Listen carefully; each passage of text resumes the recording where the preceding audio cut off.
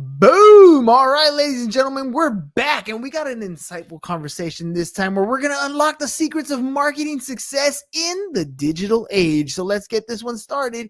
Here we go. Shut up and sit down. Look, a business can give you everything you want in life: prestige, wealth, freedom. It can also take everything away from you. This show is for those who are willing to take that risk. These are the real life stories of entrepreneurs. But before we start, I have one small favor to ask. Please leave a comment. It can be advice, critiques, tips, feedback, or share this with someone because your engagement is the most valuable and most powerful form of social currency. So thank you, and welcome to another episode of Business Bros.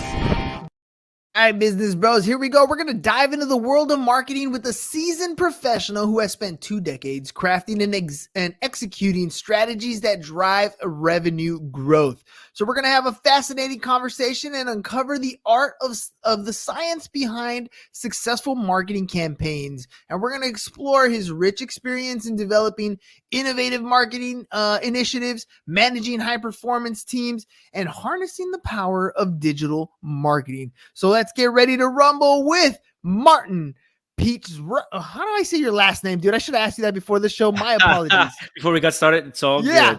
It's a Polish name, so Pietrzak, before you break your tongue. Pietrzak? Pietrzak, yeah, there you go. All right, cool. See, since my show, I can do it again. Let's go. Welcome to the show, Martin Pietrzak.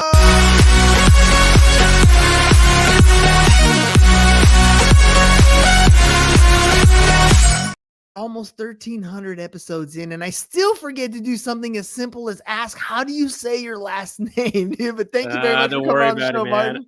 I love the intro. Thank you so much. By the way, I love the video with the guys jumping. Brings me back to my rave days from 1990, something.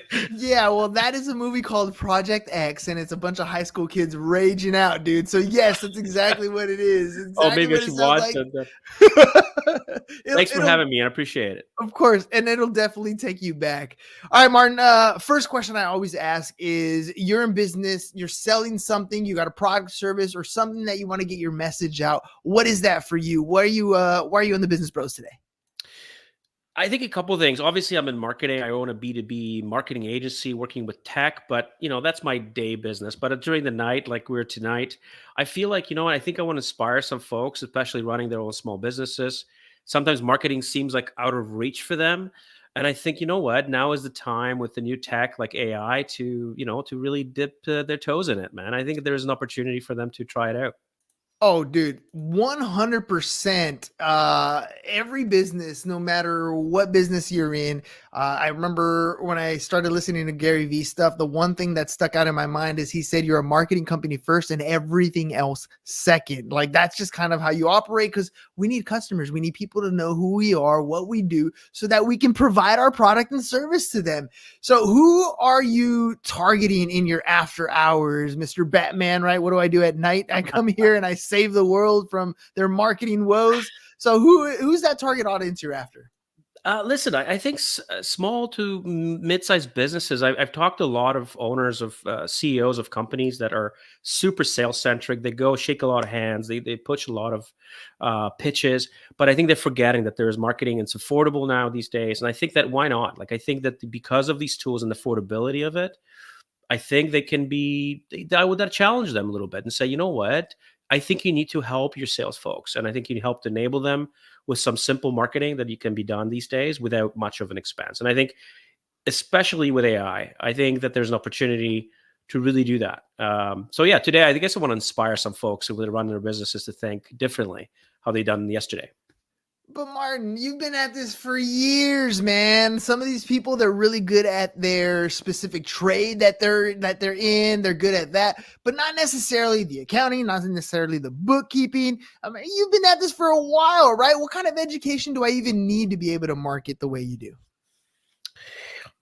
I obviously I go a long way back, and I'm going to age myself, man. I've been doing this for 20 years. So I've gone through the terrible days of direct mailers and postcards and a lot of spam, to days of today, with like digital marketing, hyper personalized ABM tactics, super sophisticated. And I think the truth and the affordability is somewhere in the middle. I think there's a lot of packages out there, there's services, there's companies like mine that can really do a lot for not too much. I think I think I liked it in your intro, right? Like I think we all have to take risks, and I think we have to challenge ourselves to think differently.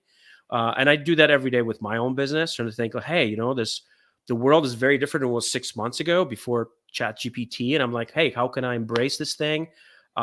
Because chances are that in 6 months, if I don't embrace it, who knows? Maybe I'm going to be out of business. So I think we always have to evolve and reinvent ourselves. Man, talk about aging yourself. My very first business, the advertising I did was in the yellow pages. So for those of you who don't even know what the yellow pages are, it's a big fat Google book. That's what it was back in the day. But yeah, I mean, things have drastically changed and they're ever changing. I mean, the emergence of like AI, for example, isn't going to make it any different other than now you have shortcuts and things that you can do, but the core fundamentals of what marketing is all about still play out. The processes might get easier. It might be easier for you to, drag and drop and create a landing page, drag and drop and do some automations, quick little type to get some ad copy. But if you don't have some of the core fundamentals, even that's going to flop. What are some of the things that you've learned that you kind of help people take in as some of those core fundamentals so that they can they're practical, tactical things that they can implement today that will help them start gathering that, building that brand or getting that customer base?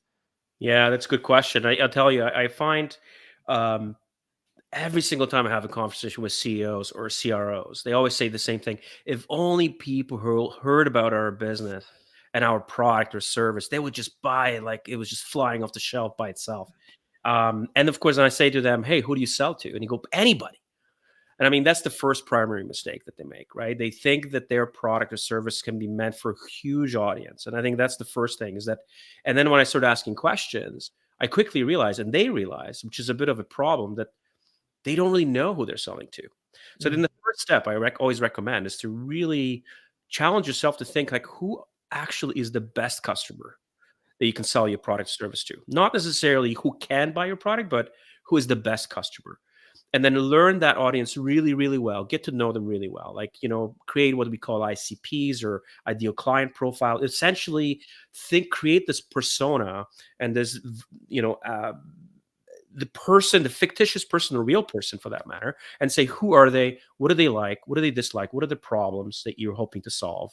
How do you tackle them, the challenges that they have? I think that's the first one. And I think that opens up the conversation because they go, oh, we really do really, really well if we sell to this particular industry, to this particular person, and with this particular problem. And that's when we do best possible job. And that's where a product market fit exists. And I think that's what brings up another challenge is sometimes companies don't have a really good product market fit. And that's this idea, like they don't know who the audience is, and they don't know how to position their product to really sell it well. So I think it's kind of works in tandem, right? Like you have to figure out who you're selling to, and does your product really help to solve that problem? So those are the two main things. Yeah, and I want to add to that because a part of it is you don't know who you're selling to. The other part of it is sometimes we get so good at what we do, we think we can solve more than one problem at a time. And I think that's where we kind of fall off as early entrepreneurs because we keep chasing that shiny object syndrome that you hear people talking about rather than focusing and doubling down on that one thing we're really good at for that ideal customer that we're going after. When we have a little bit of success, then we tend to kind of go, oh, we can also do this. Oh, we can also do this. When it comes to a marketing campaign, what defines a good marketing campaign? What makes it like the one that you're like, yes, this one's successful? It's a good question because it doesn't have a good answer. I think I think the one of the main challenges I found is that you have to always leave yourself an opportunity to experiment. That's number one, right? So nothing is written in stone. With the digital space, you can really tweak things, you can test things.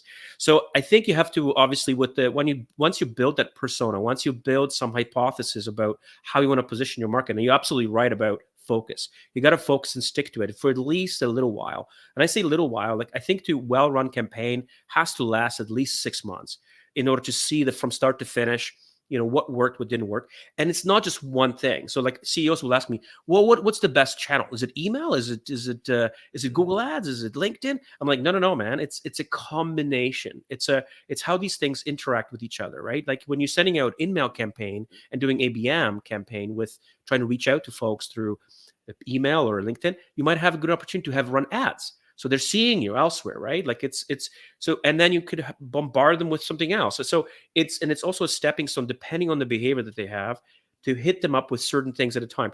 And every persona is different. Some people love to read stuff that's long form, maybe articles, maybe ebooks. Others love like swiping TikToks type of content. I call it micro learning kind of content, where you slice and dice the content into quick and easily digestible pieces of content that people love. So to answer your question, it really depends.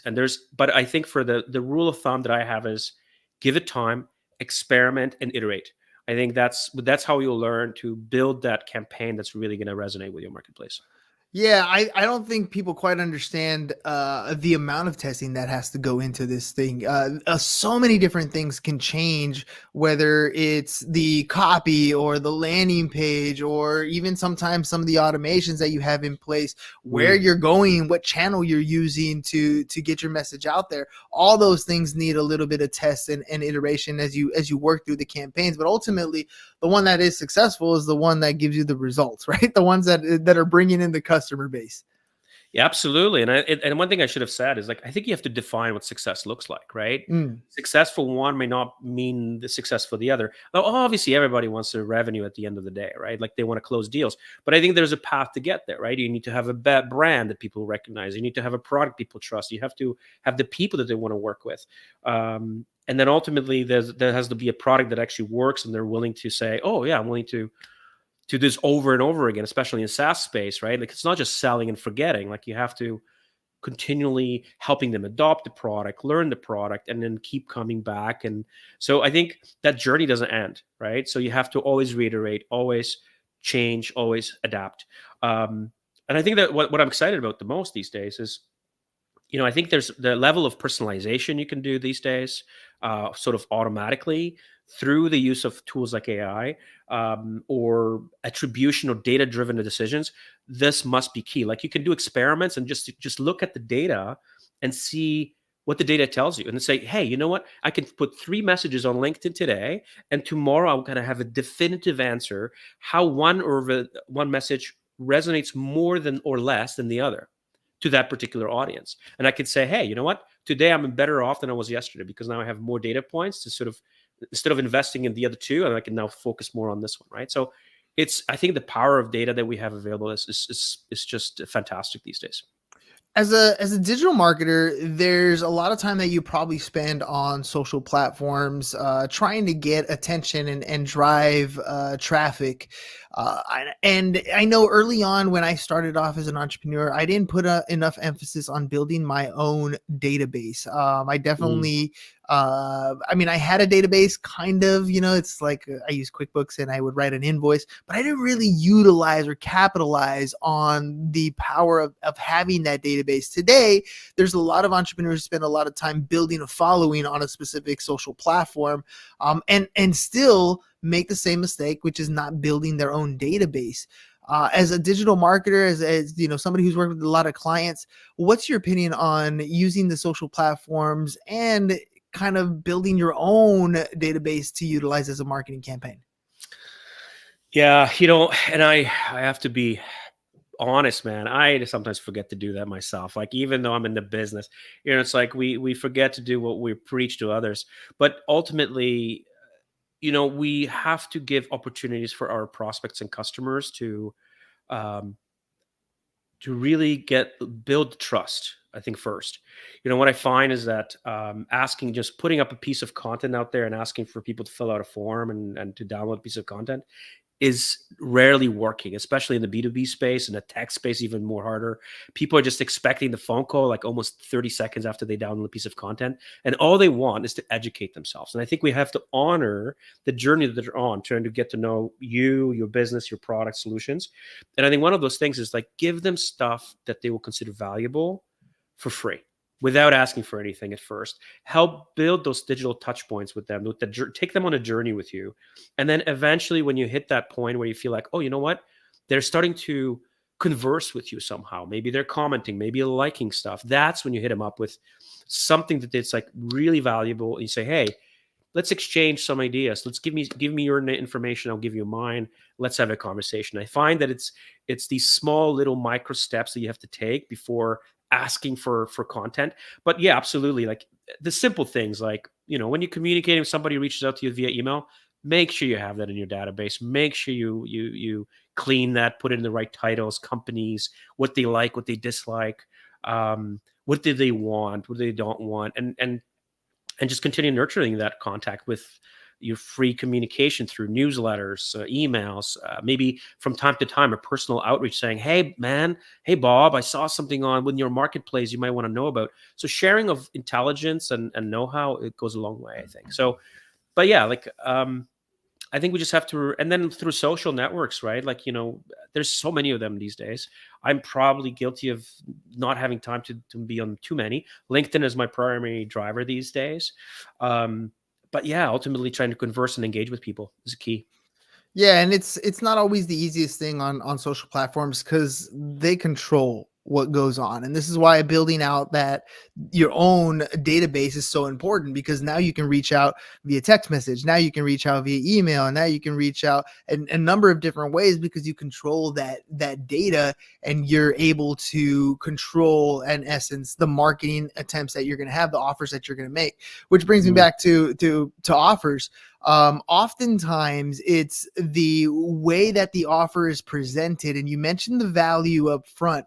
It's all these different things that you can bring to the table, usually on that free status, but ultimately the offers that we make or break our sales. Like, it's not just, one product for one service. I feel like, especially today, people want to feel like they're getting a deal. We live like in these inflationary periods right now, that if you can provide enough value in your offer, it makes a huge difference in the results of your marketing campaign. What's your ideas on creating offers that resonate with audiences? Yeah, and there's different kind. I think value is key, like you said, and this doesn't necessarily have to mean a discount. Doesn't have to mean, oh yeah, 50% off just today. It can, if that's the business you're in, you want to accelerate, you want to introduce a product really quickly, that might work for you. But if you're a value based offering, that's luxury offering, a luxury product that's high value, long term investment. That's not necessarily going to sell it to you. They might actually devalue it, right? So you have to really get into the mind of that customer and saying, what is it really going to mean for you? Like, so my clients, a lot of them sell like multi-million-dollar technology solutions, right? So putting a 15% discount on is not going to do anything, because no buyer, it's a committee of buyers. Like, it's not one person, it's probably 10 people inside of those organizations. It's a very complex sales cycle.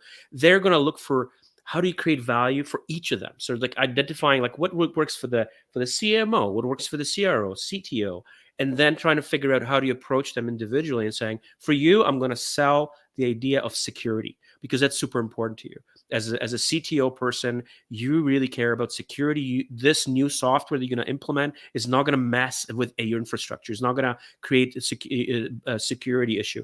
For the CMO, maybe they care about, hey, maybe they want to have a free trial period for X amount of period of time. So they feel like, they can try things before they buy.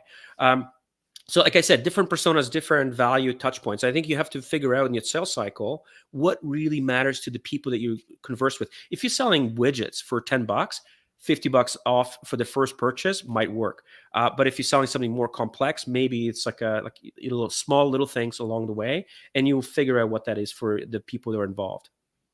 Martin, if people headed over to your website, pinch.marketing, what would they find? What kind of things are available there that can kind of help them get started in this marketing space?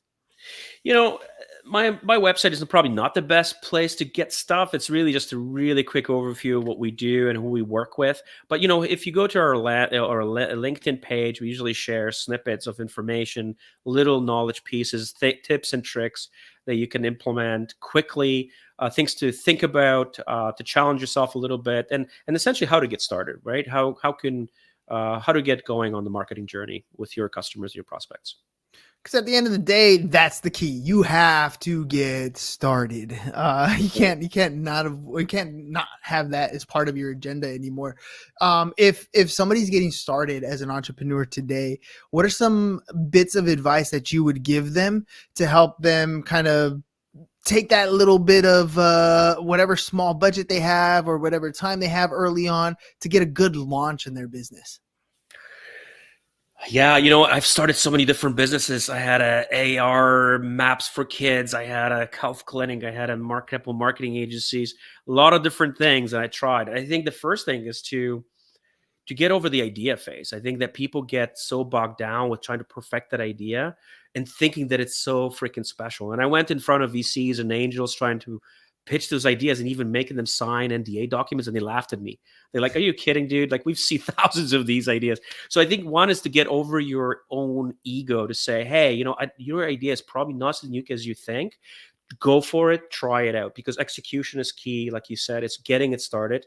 Start small. Don't get bogged down with perfection, because ultimately you will learn as you go and you'll stumble. And I think that's the thing. Like, expect that nothing is going to be perfect out of the gate. You gotta make some mistakes along the way, and those will be fantastic learning lessons. And I think that's the first thing, is like, just get going small. Doesn't have to be big budget. There's, like you said, affordability is not a problem anymore. Just get going slowly but surely. That it's funny, that whole ego thing, because I literally hear that all the time too. I got this good idea, it'll make you a lot of money. Oh, but don't tell anybody, because blah blah blah. And I said it earlier today, but one of my mentors, one of the greatest lines I ever heard was, "There's no such thing as $1 million idea, only $1 million execution." And I think that's really the key behind almost any venture that you're going out and about and doing. Even the marketing, you can have a great marketing idea, a message or an offer that you think is amazing, but until you test it in the market, you are not going to know whether it works or not. So keep those ideas handy and get out there and test them out. Martin, if people want to reach out to you, they want to find out more about what you do, those little tidbits. I know we've been kind of sprinkling the little contact here and there, but I like to use this as a plug, right? How can they reach out to you, and what can they expect when they do? Listen, I think, they could find me on LinkedIn, but, trying to remember my last name might be a difficult one, but here we go. If you do find it in the written form, not just in audio, go for it. Reach out to me through LinkedIn. But I think the easier one is probably pinch.marketing. Go there. You can just fill out a form, call us out. What you will get is no sales call. Just have a conversation. Let's have a conversation, trying to figure out how we can help each other, how we can collaborate, and go from there. One thing I just remembered when you're saying, like, how can people get um, getting over the ego? It's invalidating the idea. Avoid asking your friends, because friends will always just tell you your family, right? They'll be like, "Oh yeah, it's fantastic. Of course I'm going to buy this. Of course I would spend money on this. I'll go for it." Ask strangers. I think ask strangers if would they get it, and then ask them again, would they pay for it, even the dollar. And I think you will be finding that the answer might be very different. So don't rely too much on your friends and family, because they're always going to be too kind. Yeah, I always like that example when you're asking strangers. Now, don't ask friends and family. You're exactly right. They're going to support you 100%. It sounds great. It's just not always going to work out that way. But when you asking a stranger, and correct me if I'm wrong, I always thought this was kind of cool. When you get feedback, it means you got to go back and kind of change things, maybe, make some alterations, whatever. But when the response turns into, "How do I get one of those?" That's when you know you got it. But it takes a number of different times of asking people who you don't do business with, "Hey, what do you think of this XYZ? I would do this. I would do that." Not the answer you want, but it's the good answer that you need to really formulate what it is that you're doing. And then once you get the answer of, "How do I get one of those?" now you have a winning combination. Now you can start moving towards that marketing, where all of a sudden they will fly off the shelf, because your offer, your product, your service, your presentation, whatever it is on fire at that point. Martin, thank you very much for coming on the program today, Thank you man. for Any having me. final thoughts before we head out? No, I mean, just don't be afraid. Just get started. Experiment. Have fun with it. And then if you fail, that's okay. Most entrepreneurs fail not once, probably multiple times. Don't get discouraged. Keep going. Failure only happens if you quit, my friend. Until then, they're all learning experiences, especially when you're creating marketing campaigns. You're learning as much as you go forward. Martin, thank you very much for being on the program. Ladies and gentlemen, one more time, scrolling across the bottom is Martin's website. It's pinch.marketing. It's the best way to find him and get any contact info. Have a conversation with him if you're interested in getting some marketing stuff, or follow him on LinkedIn. I know I'm just going to spell it for you so that way you have it. Obviously, Martin, Martin. Last name is Pietrzak. Go ahead, look him up. Look at all the content that he's putting out there. Check out the value. People who are already in the marketing space have been doing it for like 20 plus years. So make sure you guys check it out. Learn from the people who are already successful. Martin, thank you very much for being on the program. Ladies and gentlemen, we'll catch you guys on the next one. Peace. Thank you. Cheers, man. It's over. Go home. Is your business in need of marketing? Try starting a podcast, but not just any podcast. Podcast like a pro. We can show you how to take your business from being invisible to becoming a brand people trust. Go to www.businessbros.biz to get started.